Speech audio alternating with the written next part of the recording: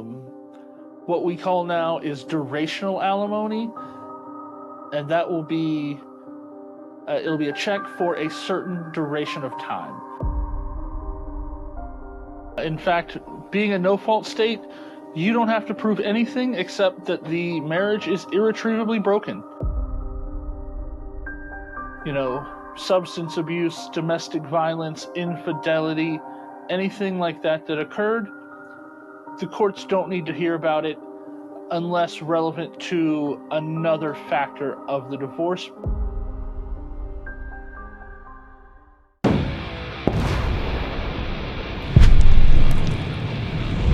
Welcome back to Law Unpacked. Today we're talking about a topic that affects thousands of people every year: divorce. Whether you're thinking about filing, in the middle of a messy split, or just curious about how the law works here, this episode is for you. We'll clear up some major misconceptions. Like, does cheating affect who gets what? Do you really have to split everything 50-50? And how long can the entire process actually take? Let's break it all down. Joining me today is our in-house family law attorney, Josh. Thanks for being here to help us navigate the ins and outs of Florida divorce. Glad to be here, Sean. Thanks for having me. Let's start with the basics. What are the legal grounds for divorce in Florida? Well, Florida is a no-fault state, so you just need to meet residency requirements so that the state has jurisdiction. Do you have to prove that someone did something wrong? No. In fact, being a no-fault state, you don't have to prove anything except that the marriage is irretrievably broken. Whether one party is at fault or the other, the courts don't really give much consideration to that. So when you say Florida is a no-fault divorce state, what does that actually mean for people who are filing? You won't need to put in the reasons for the divorce. You'll just need language in the paperwork stating that the marriage is irretrievably broken. You don't need to get into any, substance abuse, domestic violence, infidelity, anything like that occurred. The courts don't need to hear about it unless relevant to another factor of the divorce. But for just the purposes of getting divorced, the courts are unconcerned with those issues. Well, how long does the divorce process usually take? Are we talking weeks, months, years? Well, it won't be weeks. You'll go at least a month. You'll need the paperwork to be drafted. It'll need to be served to the other side. Even if the two of you immediately come up with a consent, draft a consent document and sign it, you would still need to go in and give final testimony to the court. So you would be looking at least a month there. Generally 6 months to a year, depending on everyone meeting all of their deadlines and the availability of court personnel. Once you're both served, you'll both have 45 days to do your financial disclosures. Once that's done, the next step would be mediation, which is required by the court prior to a trial. That can take several months to get a slot to get in. If you don't have an agreement there, going to trial, again, can be several more months before you'll get a time. If there are intermediate or temporary issues, I've seen divorces go as long as 9 years. Now, I'll say in that case, there was no attorney for either side. We were brought on and had it wrapped up within a 6-month time frame, but they can drag if you are not on top of it. Now, you mentioned earlier about residency. What do you mean by residency? What are the requirements for filing for a divorce or residency requirements for filing for divorce in Florida? So one of the parties will need to have been a permanent resident of the state of Florida for at least 6 months prior to filing for the dissolution action. Usually we prove that by providing a driver's license to the court with an issue date where that date is 6 months before you filed. So under what circumstances might a simplified divorce process be available to couples? So simplified divorces are only available in cases where the parties do not have any minor children. If there are minor children, you've got to go through the full process. If you do not have minor children, we recommend it in cases where the parties don't share any property and already have split the assets and debts. What about annulment in Florida? Is that an option or legal separation? Florida doesn't have a legal separation. Annulment is available under specific circumstances. What are some of the, give me some examples of those specific Uh, circumstances. so, if one party was tricked into the marriage with false claims, if there is undiagnosed or not undiagnosed, undisclosed impotency on one of the parties, if one of the parties is already married, the courts will not enforce bigotry, uh, just to name a few. If someone is thinking about filing, so we're moving on now to the actual case application. What practical steps can they take beforehand to protect themselves legally and financially? So we recommend knowing what rights you have and what responsibilities you'll have once the filing occurs. Once it occurs, the case should remain status quo. So if you were paying for health insurance, the court's going to order you to continue paying that. If you were paying for cell phones, the court's going to order that you continue to do so. So if you are the one who is paying a large majority of the bills, you'll want to move that to where you're splitting it prior to filing. So, how important is it then to gather documents like bank statements, credit reports, and property deeds before meeting with an attorney? It can be incredibly helpful. We'll definitely want to go through finances at that initial meeting. I always do tell people we can't give you a definitive answer until we see the financial records from the other party, as there may be assets you don't know about, things of that nature. But we'll be able to give you a good idea of, with the assets you have, and what you anticipate the other side having, what you can expect. Also, good to go ahead and get those financial documents gathered. They're required by the courts to be turned over to the other side, anyways, and the attorney will be able to get you the amount of documents you'll need, such as for your bank statements, you'll need 12 months, 24 months of credit card statements, 3 years of your tax returns, any property deeds that you've been on in the last 3 years, paperwork for trusts, partnerships, corporations you might be an owner of. But again, your attorney would be able to get with you on what exact documents they are. But having them available right off the bat, we can give you a good idea of what you should expect moving forward. So, talking prior to filing, could counseling or mediation play a role before officially filing the divorce? Yes, you going to mediation can be extremely beneficial. The two of you could come up with a postnuptial agreement at that time, or counseling to perhaps save the marriage. In fact, one of the questions that you'll be asked at final testimony, when it is time to complete the divorce process, is whether or not you believe counseling would be able to save the marriage. Now, a general no will suffice, but if you tell the courts that we've already attempted counseling, that'll alleviate any questions the court might have as to whether or not that would be beneficial for you. Now we've talked, mediation and potential counseling.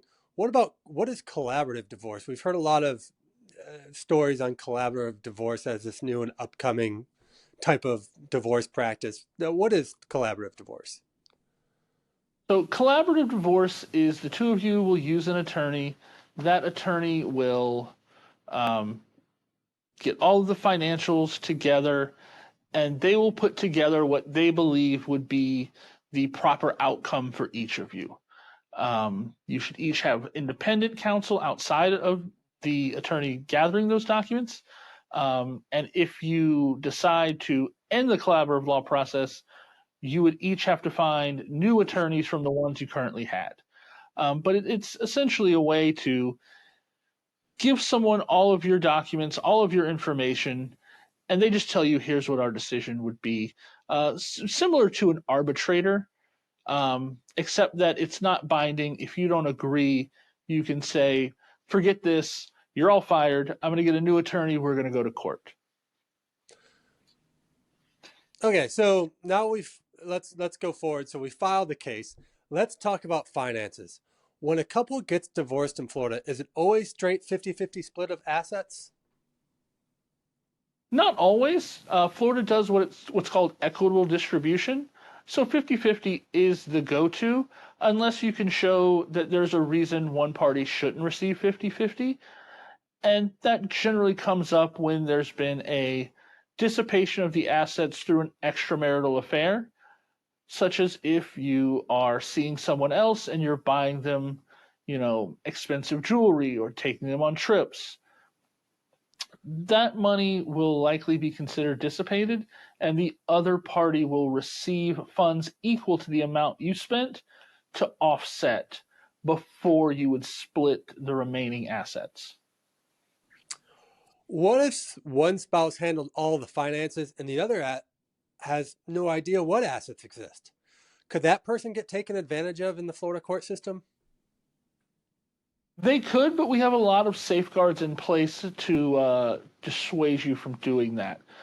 First, you have to file a certificate of compliance in compliance with Florida Rule 12.285 for mandatory disclosures. That was what I spoke about when you were asking about coming in, the 12 months of bank statements to 24 months of credit card statements, 3 years tax returns. It's an extensive list, but it'll cover any assets that you own, any property you might own, so that's all been disclosed to the other side. So even if you were unfamiliar with the finances, you'll be given those documents, or you should be given those documents, and the other party will have to sign a sworn affidavit that there are no other documents, that there's nothing else that's not accounted for in them. And if you do find out that they were hiding assets, Florida's removed the time frame on coming back after them for those assets. So it can be 20 years down the road, and you can say, I found out you had a house in another state that you didn't tell me about. I want my portion of it, and there's nothing stopping you time wise from going back and doing so. So what about debt? If one spouse racked up a large credit card bill, does that mean the other spouse is responsible for paying it? Generally, that will be split 50-50 for credit card debt. You would have to show that the credit card debt was racked up for non-marital purposes. And again, the easiest example of that is if you're racking up those credit card bills on an extramarital affair. Outside of that, most things are going to be marital, such as if you went out and bought all new furniture for the house without talking to your spouse about it. Well, that furniture is considered a marital asset.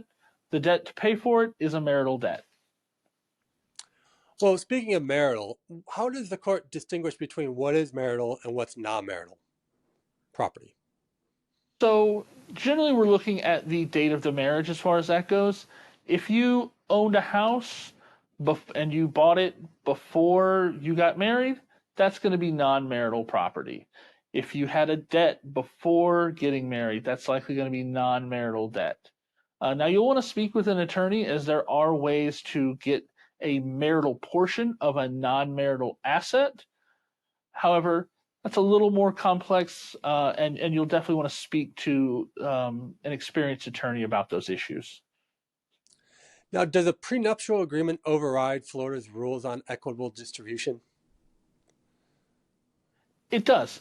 If there is a prenuptial or postnuptial agreement, and it breaks down how you are going to divide the assets and debts, then the courts will generally allow that to go through unless there was another reason that the contract would be invalid, such as fraud or duress. So we talked about this a little earlier, if somebody could be taken advantage of, but what are the legal consequences if one spouse tries to hide assets? Well, for one, you've committed perjury, and you would be throwing yourself before the court as far as what they would want to do in that regard, because you do have to sign um, an affidavit uh, under oath for both the financial affidavit and the certificate of compliance, that you provided all supporting documents, and the financial affidavit lists all of the assets and debts. So moving on from financials with regards to equitable distribution, I want to talk a little bit about alimony. The word alimony is stressful, and it can be stressful. Who typically has to pay for it, and how is the amount decided? So many people think that only the female in the relationship can get alimony. That is not true. Alimony is available to both parties. You would just need to show that you have a need and the other party has the ability to pay. Um, Now, that doesn't go on forever. There are many different types of alimony, um, but generally, either party can pay, and you will need to show need and ability to pay from the other side. So are there different types of alimony in Florida, or is it always like a monthly check for life?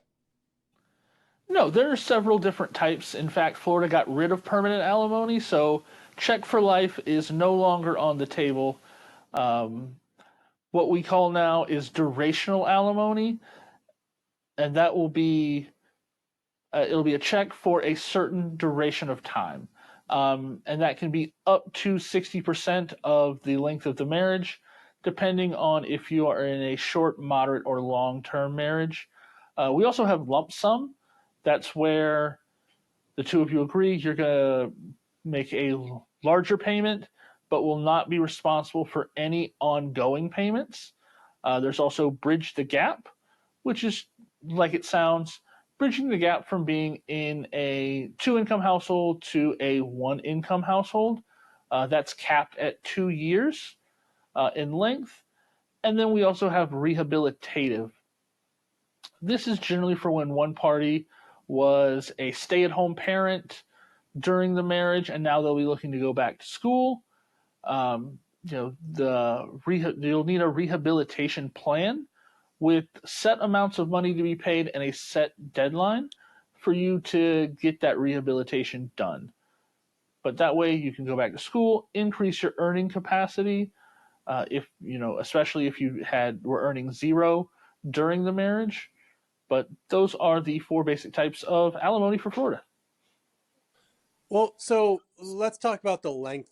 We talked about duration. It can be for so long and the different types of alimony. What happens if the spouse receiving the alimony gets remarried? Does that automatically end the payments? Generally, yes, remarriage of one of the spouses will terminate the alimony.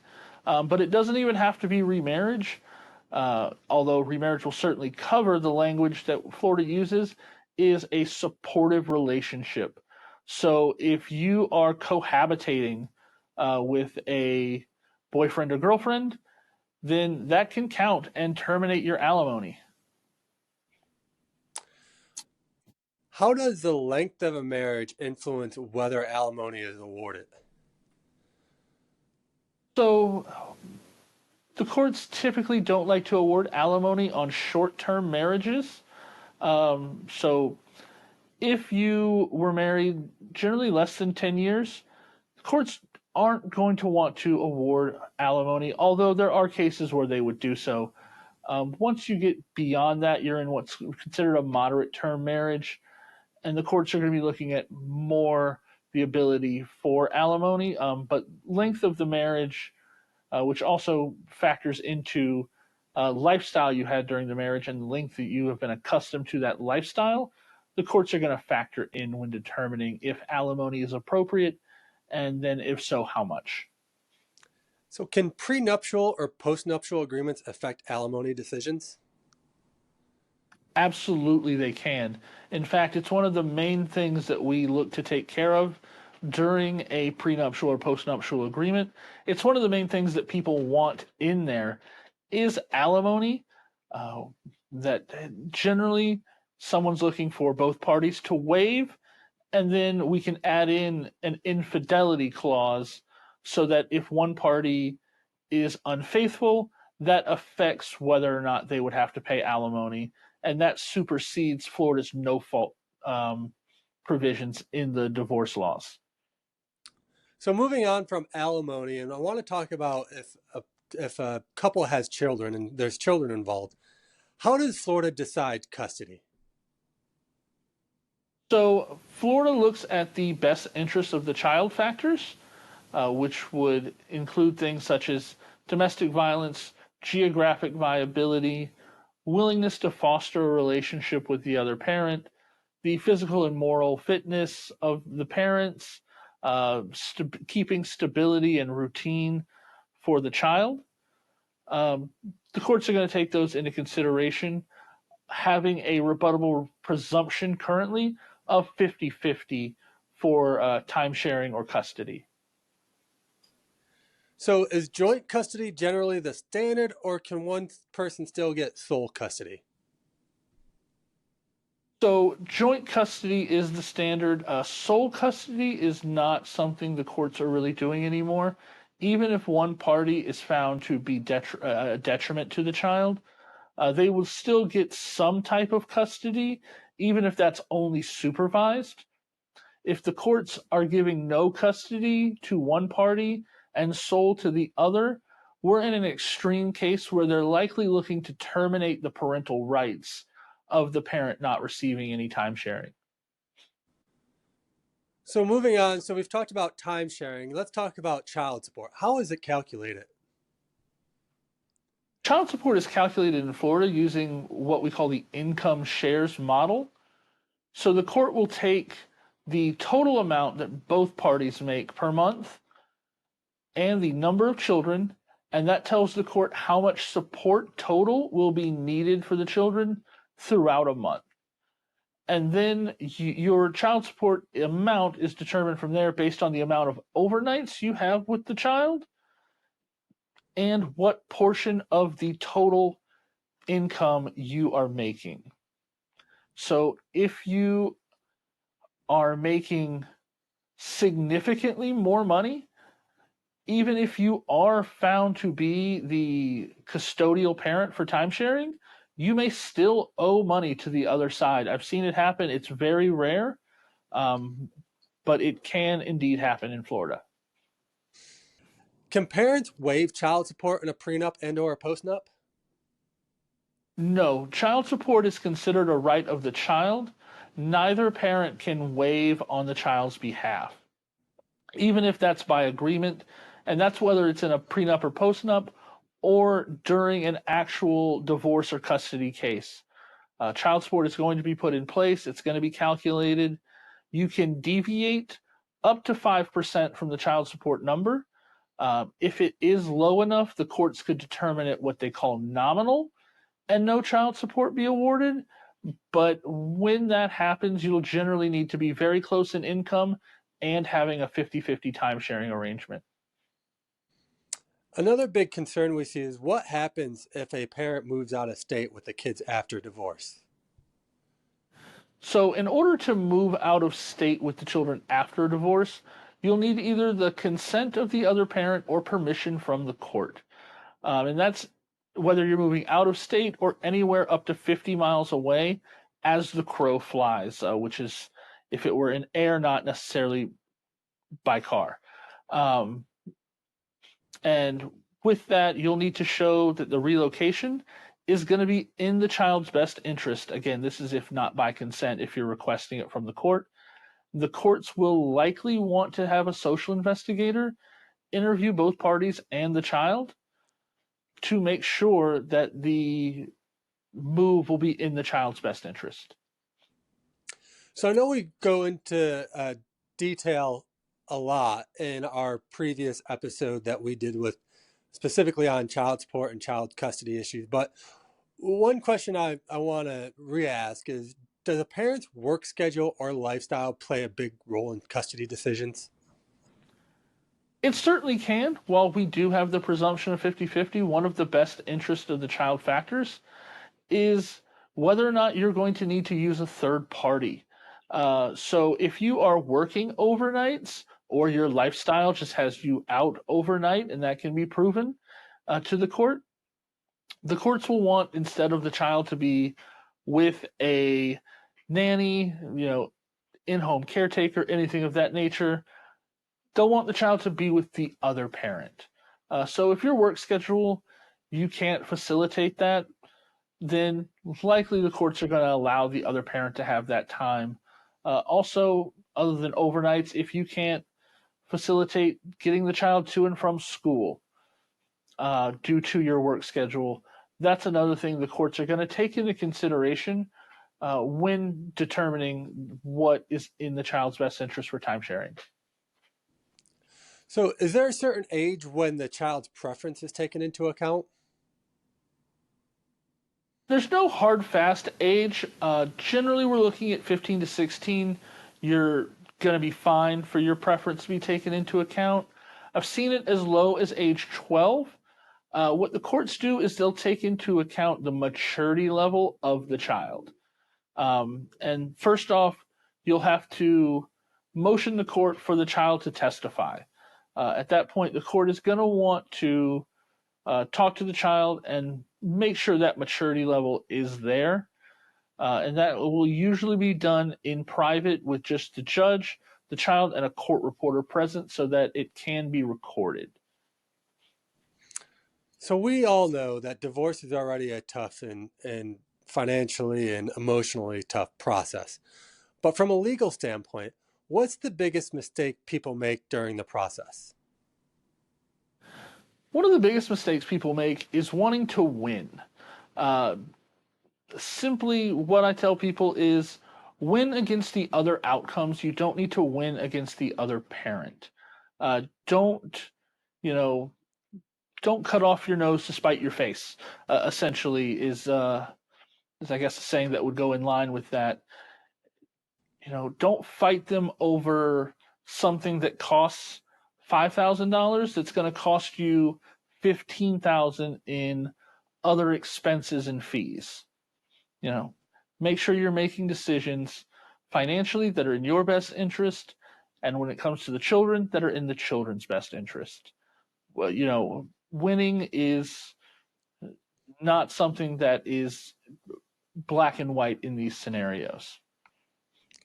So, let's talk a little bit about social media. Can a thoughtless post actually hurt someone's court case? It certainly can. Again, we have 50-50 now, so less so than before that. But especially if the child can see your social media posts, it's something the courts can consider when determining whether or not you're trying to foster a relationship between the child and the other parent. In a divorce, there are times where we've seen people posting pictures or making posts that they're selling items, and you can't sell or dissipate assets while the divorce process is going on. So social media posts can certainly come back to bite you if you are making them while you have an open case. Now, have you seen situations where people seriously damage their own case by acting out of anger or frustration? I certainly have. We've seen it many times where you'll act out of frustration. That might be a social media post, stating that you've done something or posting that you are with someone else. And then that can hurt your chances for alimony because the other side will now know you are in a supportive relationship.